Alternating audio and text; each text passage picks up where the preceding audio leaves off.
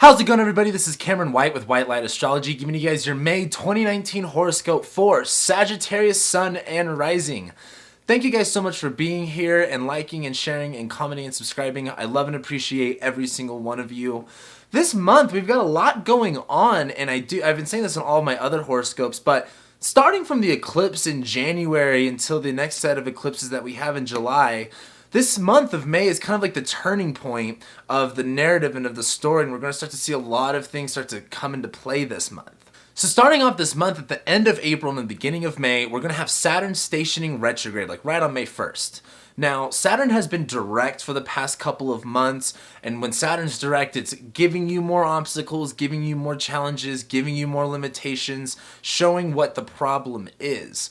Now, when Saturn stations retrograde and starts to move backward for the next couple of months, this is the time when Saturn, or basically during the time of Saturn presenting challenges to you, Saturn stationing retrograde is when you start to face those challenges and start to do the work that is needed in order to rise above those challenges. This is also a time of taking on greater responsibility with what Saturn is presenting you. Now, Saturn is stationing retrograde in your second house of your finances, of your money, your physical possessions and what you own. And as Saturn stations retrograde, this is going to be a time of what financial problems or what monetary struggles that you've had in the past few months, or what issues you've had with those. This next couple of months is going to be about taking on a greater sense of responsibility with those obligations and setting up a better system, setting up a better structure. That's kind of like what the whole Saturn in Capricorn theme is. Now, as we move ahead into May 4th, on May 4th, we're going to have the new moon in Taurus, and this is going to be in your 6th house. This is super exciting because, of course, every month we get one, maybe two new moons.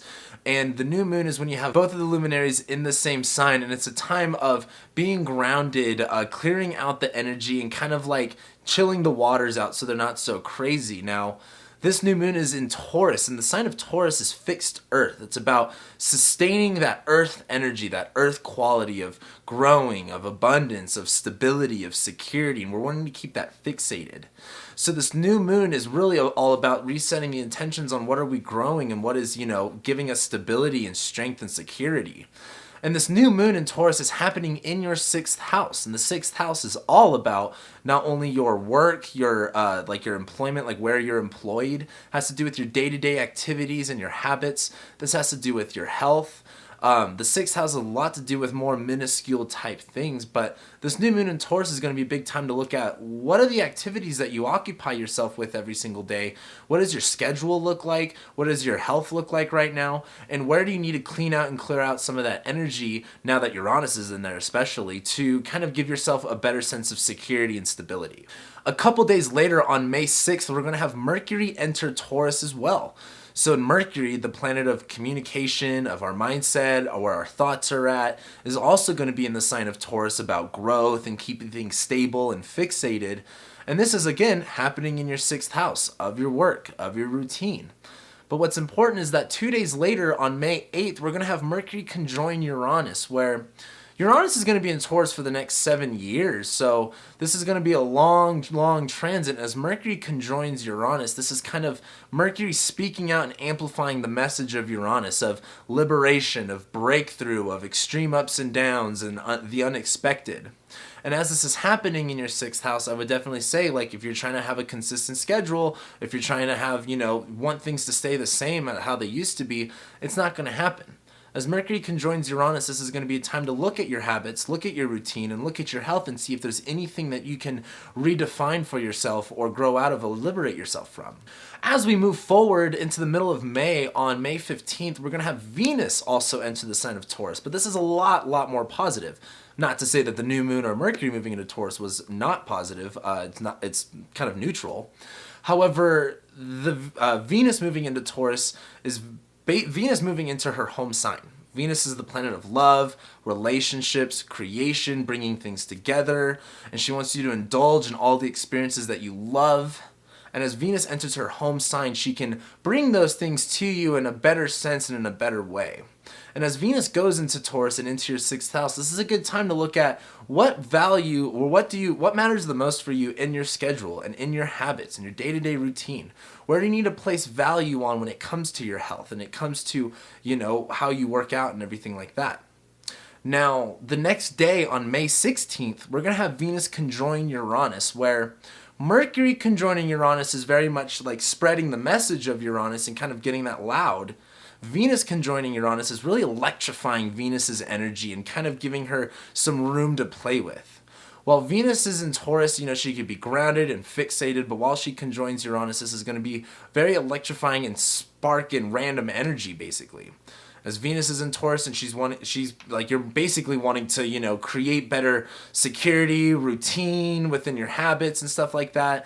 As it conjoins Uranus, this is going to be the best time to do something different, do something you've never done before, and go out of your comfort zone and make decisions that are in alignment with your highest good, that are more valuing you and what you do and your health. Then also on May 16th, we're also going to have Mars enter Cancer.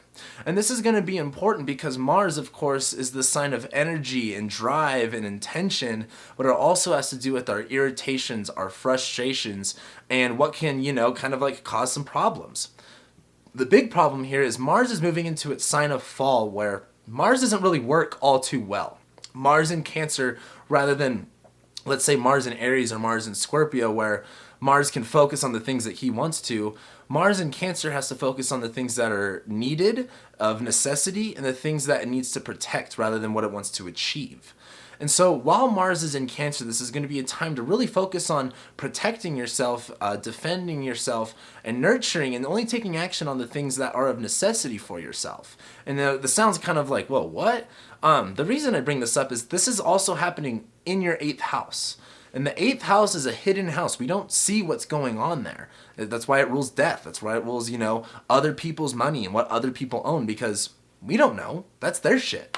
And as Mars goes into Cancer and starts bringing maybe some irritations and some severing in that 8th house area, this is going to be the time to really only focus on what the necessities are and what needs to be protected. This isn't necessarily so much of a offense, but more of a defensive transit. Then, as we move forward, on May 21st, we're going to have the Sun enter Gemini, Mercury enter Gemini, and Mercury's going to go Cazimi all on the same day. And this is happening in your 7th house, which is really exciting. So, as the Sun, the luminary that lights everything up, that we see everything with, is going to go into the sign of Gemini, Mercury, the planet of communication, expression, and messages, our mindset, is also going to go into the sign of Gemini, where Gemini is Mercury's home sign. It's where it can do the most mercurial things. The message is clear. Like, there's no miscommunications here. And what's important about Mercury going into Gemini, not only because it's its domicile, but as it goes Cazimi with the Sun, meaning Mercury is conjunct the Sun, this is basically a time on that day is when Mercury is going to be kind of cleansed by fire, so to say, where Mercury is going to be very clear in what its message is and what its understanding is. And this is happening in the 7th house for you guys, which the 7th house is all about relationships. And this does mean in the context of marriage and like legal relationships, but the 7th house is individual, one-on-one relationships in general. Or also it rules lawsuits too. So if you're in like the middle of a lawsuit, you'll definitely get some like clarity on this day. However, Mercury being in here and the Sun being here, this is going to be a time to have clear communication with the relationships that you have in your life. And then as we move forward into the end of May, on May 30th, we're going to have Mercury oppose Jupiter.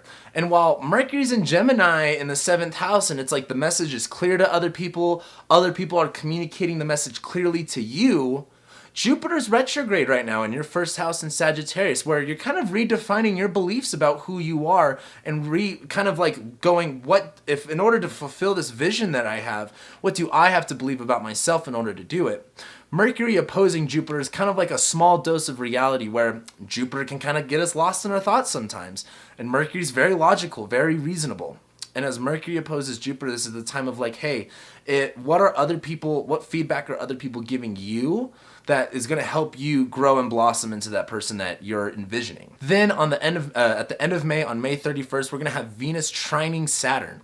So like I said, how Saturn is stationing retrograde in your 2nd house in Capricorn, this is a time of taking on bigger responsibilities and facing the challenges with your financial, monetary, or physical possession problems that you may have.